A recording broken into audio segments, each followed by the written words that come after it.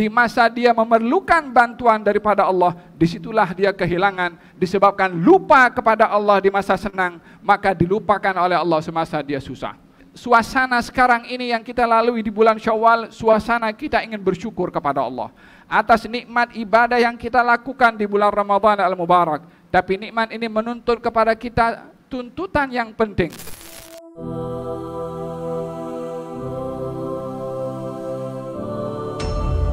Allah Subhanahu wa ta'ala bila ingin memberikan nikmat dan rahmat, maka tiada siapa yang dapat menghalangnya. Dan bila Allah Subhanahu wa ta'ala bila menahan rahmat dan nikmat, maka tiada siapa yang boleh untuk menurunkannya. Maha suci Allah Subhanahu wa ta'ala yang maha berkuasa menentukan kepada siapa akan diberikan nikmat dan diberikan hidayah untuk bersyukur kepada nikmat. Semoga kita termasuk daripada golongan orang-orang yang diberi nikmat dan juga orang-orang yang bersyukur kepada Allah Subhanahu wa ta'ala. Ulama mengatakan bahwasanya nikmat itu adalah qaidun lil mawjud wa saidun lil mafqud. Nikmat itu umpama penjaga, pengikat kepada nikmat yang sedia ada, dan syukur itu juga adalah umpan untuk mendapatkan nikmat yang belum didapat. Qaidun lil mawjud, pengikat kepada nikmat yang ada, wasaidun lil mafqud, dan umpama umpan untuk meminta tambahan nikmat dari Allah Subhanahu wa ta'ala. Kalimat ini dipetik daripada firman Allah Subhanahu wa ta'ala, wa id ta'adzana rabbukum la in syakartum la azidannakum. Ketika Tuhanmu mengisytiharkan, kalau kamu bersyukur, maka aku tambahkan nikmat, bukan aku kekalkan nikmat. Kekalkan nikmat, nikmat yang sedia ada berterusan. Tetapi Allah Subhanahu wa ta'ala mengatakan la azidannakum, aku tambahkan nikmat. Yang ada terpelihara, yang belum ada ditambahkan oleh Allah Subhanahu wa ta'ala. Nikmat syukur ini adalah satu anugerah besar dari Allah Subhanahu wa ta'ala untuk kita sentiasa menjadi hamba yang bersyukur. Bila kita mengetahui nilai syukur itu yang menjadi keutamaan bagi seorang hidup aman di dunia terlepas daripada adab, dan nikmatnya juga dipelihara oleh Allah Subhanahu wa ta'ala. Orang yang tidak bersyukur dengan nikmat, imma diambil nikmat itu atau diambil keberkatan pada nikmat, sehingga dia hanya mendapatkan zahir nikmat tanpa dia mendapatkan hakikat batin dan rahasia serta makna daripada nikmat tersebut. Qala awsatuhum alam aqul lakum laula tusabbihun, qalu subhana rabbina inna kunna zalimin. Fa aqbala ba'dhum ala ba'dhin yatalawamun qalu ya wailana inna kunna taghin asa rabbuna ayyubdilana khairan minha inna ila rabbina raghibun kadzalikal adab. Demikian Allah Subhanahu wa ta'ala menceritakan dalam Al-Quran contoh orang yang dia diberi nikmat oleh Allah Subhanahu wa ta'ala harta, lalu tidak mensyukuri nikmat harta tersebut diambil oleh Allah Subhanahu wa ta'ala. Hartanya ini masih berupa rahmat dari Allah, karena yang diambil hartanya, akhirnya mereka sadar untuk insaf kembali kepada Allah. Ada adab yang lebih dahsyat kepada orang yang diberi nikmat. Bila tidak bersyukur dengan nikmat, bila hikmah dan juga barakah nikmat tersebut diambil oleh Allah, sehingga masih diberikan nikmat oleh Allah Subhanahu wa ta'ala secara berterusan. Dengan tidak bersyukur, kalau tiba waktunya dihancurkan sehancur-hancurnya oleh Allah wal'iyadu billah, sehingga tak ada barakah pada nikmat yang didapat bentuk apapun nikmat tersebut. Adapun yang kedua, Allah Subhanahu wa ta'ala menceritakan nikmat Allah kepada seorang hamba yang suka bersedekah. Ayawaddu ahadukum an takuna lahu jannatun birabwah. Orang diberi nikmat oleh Allah Subhanahu wa ta'ala, dengan adanya kebun juga, dia berinfak awalnya di jalan Allah Subhanahu wa ta'ala, lupa untuk bersyukur kalau nikmat itu datangnya daripada Allah. Hidayah kepadanya untuk berinfak datangnya dari Allah. Keinginan untuk bersedekah datangnya daripada Allah, jadinya berubah, arogan, sombong, melihat dirinya layak untuk disanjung karena ibadah sedekahnya, menuntut dan merasa berjasa dengan orang lain. Di antara hal yang menjadi sebab hancurnya nikmat dan tidak ada barakahnya nikmat bila seorang merasa berjasa dalam dia memberikan nikmat atau berkongsi nikmat dengan orang lain. Oleh sebab itu di dalam Al-Quranul Karim Allah Subhanahu wa taala berfirman, la tubtulu shadaqatikum bil manni wal adha. Kamu jangan gagalkan pahala sedekah kamu dengan al-man, mengungkit-ungkit, menunjuk-nunjuk, meminta balasan daripada ihsan yang dia lakukan kepada orang lain. Kamu jangan batalkan pahala. Sudah bersedekah, rugi, tapi tak ada yang lebih rugi adalah tak dapat pahala. Apa sebabnya? Al-man, mengungkit-ungkit dia punya perbuatan kebaikan kepada orang lain. Demikian dinyatakan oleh Allah Subhanahu wa taala sehingga fa asabahul kibaru wa lahu dzurriyyatun du'afa. Sehingga orang ini setelah sudah dewasa, sudah tua, hancur hartanya, dia menjadi orang yang papa kedana, mempunyai anak dan zuriat yang banyak yang tak boleh ditolong olehnya. Dihukum oleh Allah di masa tuanya di dunia.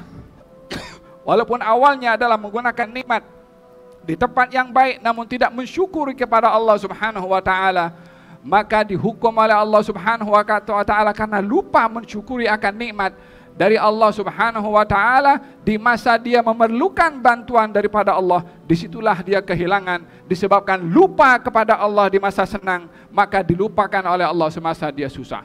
Sementara janji Allah, ta'arraf ilallah fir raha ya'rifka fisyiddah. Kenalilah Allah ketika kamu senang, Allah akan kenal kepada kamu di saat kamu susah. Hadirin hadirat yang dirahmati oleh Allah, suasana sekarang ini yang kita lalui di bulan Syawal, suasana kita ingin bersyukur kepada Allah atas nikmat ibadah yang kita lakukan di bulan Ramadan al-Mubarak. Tapi nikmat ini menuntut kepada kita tuntutan yang penting untuk menjaga nikmat, untuk mensyukuri nikmat sebagaimana saya jelaskan tadi, untuk mendapatkan qaidun lil mawjud wa saydun lil mafqud tadi. Perlu untuk kita mensyukuri nikmat tersebut. Bukankah di dalam Al-Quranul Karim ketika orang masuk ke kebunnya dan dikatakan kalau kamu masuk kebun kamu dengan mengatakan Masya Allah la quwata illa billah, akan dijaga ini nikmat oleh Allah Subhanahu wa taala untuk kamu. Tapi kalau kamu sombong ketika melihat nikmat dan kamu erogan ketika melihat nikmat, di situ Allah Subhanahu wa taala akan menghukum kepada kamu. Demikian di dalam Al-Quranul Karim, Nabi SAW dibimbing oleh Allah untuk mensyukuri nikmat hidayah. Dengan apa kita bersyukur nikmat hidayah? Kita semua di bulan Ramadan banyak melakukan aktivitas yang cukup banyak. Tadarusnya, zikirnya, i'tikafnya, sholat jamaahnya, tarawihnya, dan macam-macam ibadah yang kita lakukan. Sejauh mana kita mahu menjaga nikmat hidayah yang Allah berikan di bulan Ramadan tadi ketika berada di luar bulan Ramadan? Di dalam Al-Quranul Karim Allah Subhanahu wa taala menjelaskan tentang ibadahnya para anbiya dan ibadahnya para malaikat sebagai tanda syukur nikmat hidayah. Bagaimanakah mensyukuri nikmat hidayah? Nikmat kita mendapat petunjuk melakukan ketaatan. Tadi itu nikmat bersifat kebendaan dan keduniaan. Tapi sifat syukur ke atas nikmat berupa petunjuk, berupa amal yang soleh, berupa ibadah dan ketaatan yang kita lakukan. Bagaimana kita mensyukuri nikmat tersebut? Allah Subhanahu wa taala memerintahkan kepada nabinya, fa idza faragta fansab wa ila rabbika farghab. Kalau kamu selesai daripada satu ibadah, fansab, tegaklah kamu berdiri untuk melakukan ibadah yang lain. Untuk tidak merasa berhenti atau cukup dengan ibadah yang kita lakukan. Alhamdulillah Ramadan sudah dapat 30 hari qiyamul lail, confirm dapat malam Lailatul Qadar dengan husnudzan dan keyakinan kita kepada Allah Subhanahu wa taala. 83 tahun kita punya diberi pahala oleh Allah dapat malam Lailatul Qadar. Belum lagi nama kita dicatat oleh Allah dalam golongan orang-orang yang dibebaskan daripada api neraka. Belum lagi rahmat, maghfirah dan juga pemberian berlipat gandanya pahala diberikan oleh Allah. Khalas, kita punya simpanan sudah banyak, kita punya store sudah banyak. Khalas, selepas itu kita tutup kita punya almari dan kita cukup beribadah pada waktu Ramadan sahaja. Fa idza faragta fansab. Kamu selesai daripada satu ibadah, tegaklah berdiri untuk melakukan ibadah yang lainnya. Itu syukurnya kita kepada Allah akan nikmat ibadah, akan nikmat ketaatan. Dengan kita lagi melakukan amal ibadah walaupun di luar bulan Ramadan, itu petunjuk pertama irsyad pertama, tarbiyah pertama yang diberikan oleh Allah kepada Nabi Muhammad SAW. Apa yang kita boleh banggakan di hadapan Allah Subhanahu wa taala dengan ibadah yang kita lakukan?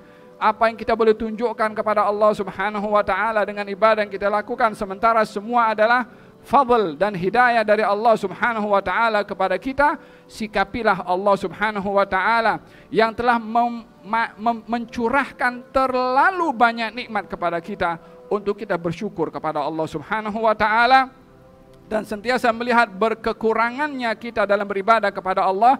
Dengan begitu kita akan mendapatkan qaidun lil mawjud wa saydun lil mafqud. Kita berdoa kepada Allah Subhanahu wa taala, mudah-mudahan Allah Subhanahu wa taala menggolongkan kita dalam golongan orang-orang yang sedikit, seperti mana dikatakan dalam Al-Qur'an, wa qalilun min ibadiyasy syakur. Sedikit sekali daripada hambaku yang bersyukur. Mudah-mudahan Allah Subhanahu wa taala masukkan kita dalam golongan orang yang sedikit itu, supaya kita bersyukur dengan nikmat harta yang Allah berikan untuk ditambahkan berkat dan tambahan segala-galanya dari Allah pada harta. Bersyukur dengan nikmat hidayah ditambahkan oleh Allah dengan hidayah yang lainnya. Walladzina jahadu fina lanahdiyannahum subulana wa innallaha lama'al muhsinin. Orang-orang bermujahadah di jalan kami tambahkan lagi kepadanya jalan-jalan menuju kepada kami. Kami tambahkan ketaatan untuk menuju kepada kami. Demikian sifat Allah, dan kekayaan Allah tidak terhenti sejauh mana seseorang itu mendapatkan dan meminta kekayaan dan khazanah yang ada pada Allah jauh lebih besar dan lebih banyak berbandingkan apa yang diminta oleh semua makhluk. Mudah-mudahan Allah Subhanahu wa taala anugerahkan kepada kita manisnya syukur kepada Allah Subhanahu wa taala, rasa qanaah dengan apa yang diberi oleh Allah Subhanahu wa taala, istiqamah dalam ibadah yang kita lakukan kepada Allah Subhanahu wa taala, dan mudah-mudahan Allah Subhanahu wa taala tidak haramkan kita daripada barakahnya Ramadan, daripada hadiah Ramadan, daripada rahmatnya Ramadan, rahasia Ramadan, hikmah Ramadan, anugerah yang Allah berikan dalam Ramadan. Mudah-mudahan di luar Ramadan ini diberikan juga oleh Allah Subhanahu wa taala dengan kita istiqamah beribadah kepada Allah Subhanahu wa taala, dan mudah-mudahan Allah lindungi kita daripada musibah, daripada segala bala, dari segala bencana ya rabbal alamin.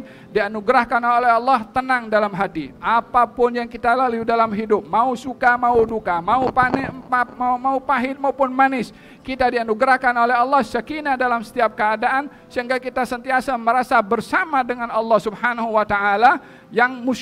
Yang masalah kita tidak merasa bersama, adapun Allah bersama dengan hambanya. Mudah-mudahan Allah Subhanahu wa taala anugerahkan kepada kita merasa bersama dengan Allah Subhanahu wa taala. Innallaha ma'ana, sebagaimana dalam Al-Qur'anul Karim. Mudah-mudahan Allah Subhanahu wa taala anugerahkan kepada kita merasa bersama dengan Allah dalam senang, dalam susah, dalam sedih, dalam gembira, dalam kaya, dalam miskin, dalam sehat, dalam sakit, dalam bermasalah, dalam tidak bermasalah, dalam keadaan apapun juga dianugerahkan oleh Allah kebersamaan bersama dengan Allah Subhanahu wa taala, dan nikmat yang diberikan oleh Allah mudah-mudahan dijaga, dipelihara, dan diberikan oleh Allah nikmat yang kita belum dapat. Sesungguhnya Allah Maha Pemurah, Maha Pemberi, Maha menjanjikan untuk memenuhi janjinya kepada hamba-hambanya yang bersyukur kepada Allah Subhanahu wa taala.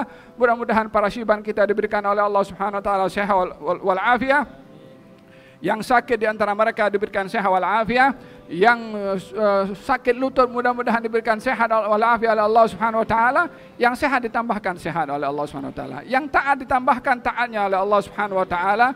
Birahmatika arhamar rahimin. Wa sallallahu alaihi wasallam Muhammadin wa ala alihi wa sahbihi wasallam. Alhamdulillahi rabbil alamin.